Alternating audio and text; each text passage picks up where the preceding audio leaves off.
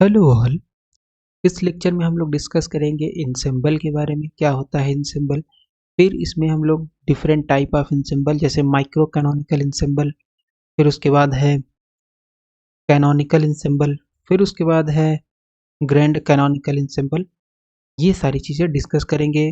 फिर उसके बाद एक कंपैरिजन माइक्रो कैनोनिकल, कैनोनिकल और ग्रैंड कैनोनिकल इन सिंबल में कंपैरिजन करेंगे। ठीक है, तो इतना चीज़ करने वाले हैं। तो सबसे पहले इन सिंबल क्या होता है? Basically collection of particle with some added properties, इसी को हम बोलेंगे ensemble. Collection of particle with some added properties, तो उनके मतलब एक एक प्रॉपर्टी वाले पार्टिकल को एक साइड में रख देंगे, दूसरी प्रॉपर्टी वाले पार्टिकल को दूसरी साइड में रख देंगे, तीसरी प्रॉपर्टी वाले पार्टिकल को तीसरी साइड, ऐसे कर सकते हैं।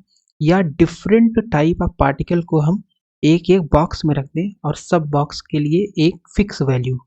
फॉर एग्जाम्पल, जैसे हम बोलते हैं कि लेट से जो ये हमारे पास बॉक्स हम पार्टिकल को रख रहे हैं, इन सभी बॉक्स में पार्टिकल की एनर्जी क्या हो, सेम हो। फिर दूसरे बॉक्स में पार्टिकल को रख रहे हैं तो पार्टिकल जो वैल्यू में एक्वायर करेंगे वो सेम हो, और फिर नंबर ऑफ पार्टिकल सेम हो।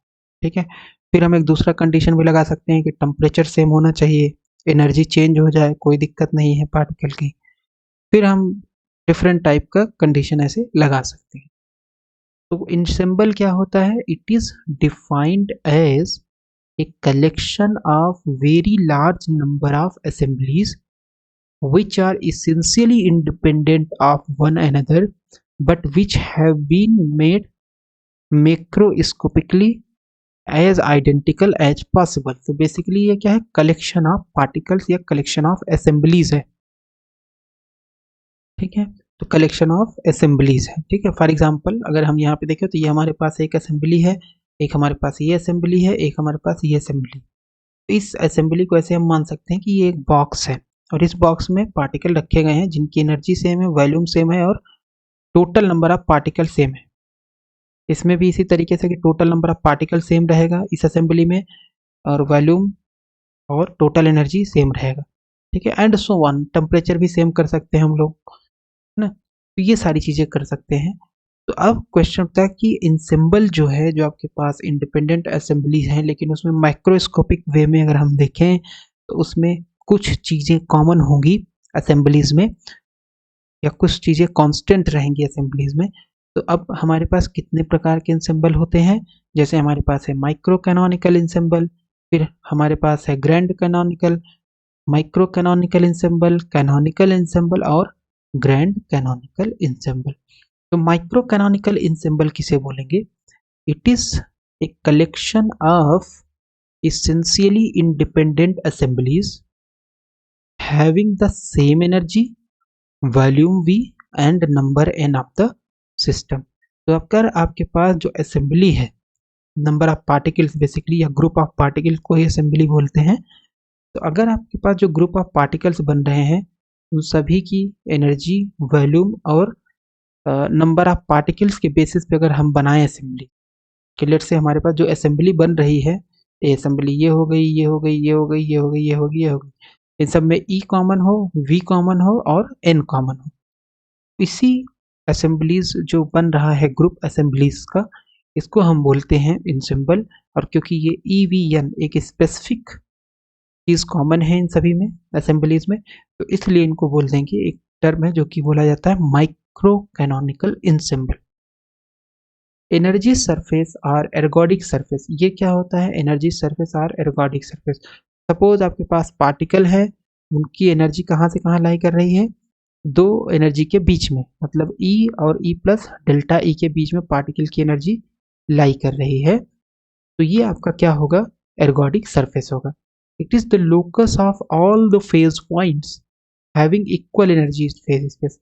तो एर्गोडिक सरफेस या एनर्जी सरफेस क्या होता है? ऐसे फेज पॉइंट जिनकी एनर्जी सेम हो, उन्हें क्या बोलेंगे? उन्हें हम बोलेंगे एर्गोडिक सरफेस। रो बराबर कांस्टेंट, तो इसका एग्जांपल क्या है एर्गोडिक सरफेस का? Rho is constant between two energy surfaces. यहाँ पे आपका density of phase space constant है।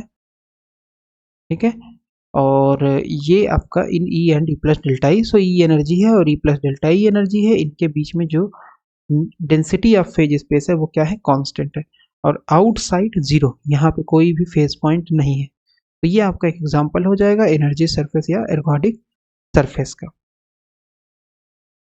ठीक है, तो it is a micro canonical ensemble, it is a micro canonical ensemble since rho is function of E, क्योंकि rho जो है वो यहाँ पे कांस्टेंट है, E and E plus delta E, इसके बाहर ये क्या है, जीरो है। इसका मतलब जो फेज पॉइंट है वो डिपेंड कर रहा है एनर्जी पे। तो जब फेज पॉइंट एनर्जी पे डिपेंड करेगा तो इसी को तो हम बोलते हैं कि अगर एनर्जी कांस्टेंट है तो इसे हम बोल देते हैं माइक्रो कैनोनिकल ensemble। तो अगर आपके फेज पॉइंट की जो डेंसिटी है वो कांस्टेंट है, इनसाइड ई या डी प्लस डेल्टा ई मतलब यहाँ पे, और इसके बाहर जीरो है, तो ये कैसा ensemble होगा, ये होगा आपके पास माइक्रो कैनोनिकल ensemble। फिर इसके बाद आता है कैनोनिकल ensemble। तो माइक्रो कैनोनिकल में क्या होता है, ई वी एन कॉन्स्टेंट रहेंगे। फिर हमारे पास आता है कैनोनिकल ensemble। कैनोनिकल ensemble क्या होगा कि ई चेंज हो सकता है, पार्टिकल के बीच में एनर्जी चेंज हो सकती है बट टेम्परेचर कांस्टेंट रहेगा। तो ऐसी असेंबलीज अगर हम बना लें तो ये हमारे पास असेंबलीज हो गई, group of particles, group of particle. और इन असेंबली को हम बना कैसे रहे कि टेम्परेचर, वॉल्यूम और नंबर ऑफ पार्टिकल सेम है सभी में, इसमें सभी पार्टिकल का क्या है, टेम्परेचर, वॉल्यूम और नंबर ऑफ पार्टिकल सेम है।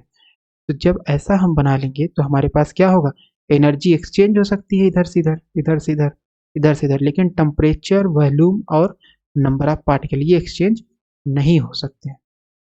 तो इसको हम बोल देंगे कैनोनिकल ensemble। तो ये हमारे पास हो गया माइक्रो कैनोनिकल ensemble।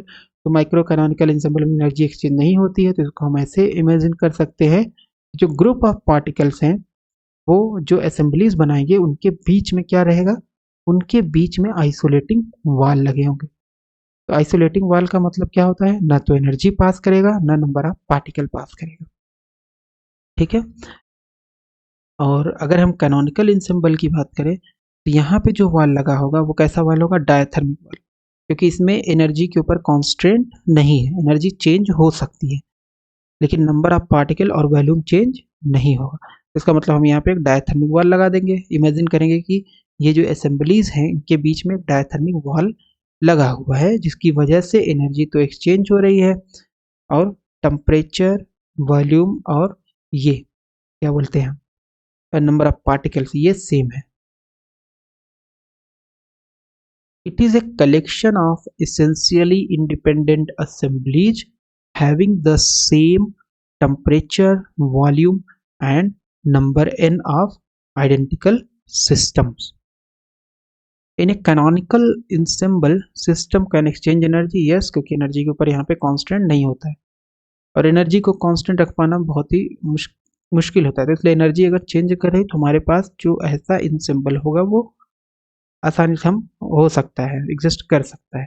लेकिन जब एनर्जी नहीं चेंज होगी तो उसमें प्रॉब्लम होती है, वो ज़्यादा डिफिकल्ट होता है ensemble, राइट। तो यहाँ पे हमारे पास टेम्परेचर, वॉल्यूम और नंबर ऑफ पार्टिकल ये नहीं चेंज होंगे, बाकी और सारी चीज़ें पार्टिकल की चेंज होगी।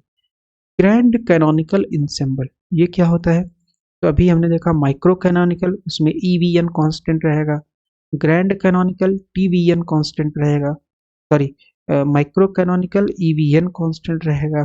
फिर आया कैनोनिकल, कैनोनिकल में क्या होगा, टी वी एन कॉन्स्टेंट होगा। फिर उसके बाद है हमारे पास ग्रैंड कैनोनिकल। तो ग्रैंड कैनोनिकल में क्या होता है, टी वी म्यू कॉन्स्टेंट रहेगा। It is a collection of essentially independent assemblies having same temperature, volume and chemical potential. तो टी, वी और म्यू कांस्टेंट रहेगा। In a grand canonical ensemble exchange of energy as well as of particle takes place. तो अब इसमें क्या है, particle भी exchange हो सकता है इधर से इधर और एनर्जी भी चेंज हो सकती है। इसका मतलब है ये कैसा वाल होगा, ये आपका होगा diathermic permeable wall, diathermic permeable wall. यहाँ पे जो लगेगा डायथर्मिक इम्परमिएबल, इम्परमिएबल का मतलब है कि नंबर ऑफ पार्टिकल को नहीं पास करने देगा, केवल एनर्जी पास करेगा। यहाँ पे क्या है, diathermic permeable, number of particle भी पास करेगा। तो ये एक बेसिक डिस्कशन हो गया माइक्रो कैनोनिकल, कैनोनिकल और ग्रैंड कैनोनिकल ensemble के बारे में। तो अगर हम कंपैरिजन करें माइक्रो कैनोनिकल में क्या होता है, सेम रहेगा EVN, इसमें रहेगा कैनोनिकल में TVN, और ग्रैंड कैनोनिकल में रहेगा TV म्यू। फिर माइक्रो कैनोनिकल में ना तो एनर्जी एक्सचेंज हो सकती है ना नंबर ऑफ पार्टिकल, क्योंकि ये दोनों सेम होने चाहिए, कांस्टेंट होने चाहिए, ना तो एनर्जी चेंज हो सकती है ना नंबर ऑफ पार्टिकल। कैनोनिकल में आपका एनर्जी के ऊपर तो कांस्टेंट है नहीं, तो इसका मतलब एनर्जी चेंज हो सकती है but number of particle change नहीं हो सकते। ये हो गया कैनोनिकल। ग्रैंड कैनोनिकल में क्या होगा, एनर्जी भी एक्सचेंज करेगी और नंबर ऑफ पार्टिकल भी एक्सचेंज करेगा। क्यों? क्योंकि दोनों ही यहाँ पे नहीं है, तो एनर्जी भी एक्सचेंज कर सकती है और नंबर ऑफ पार्टिकल भी एक्सचेंज कर सकते हैं।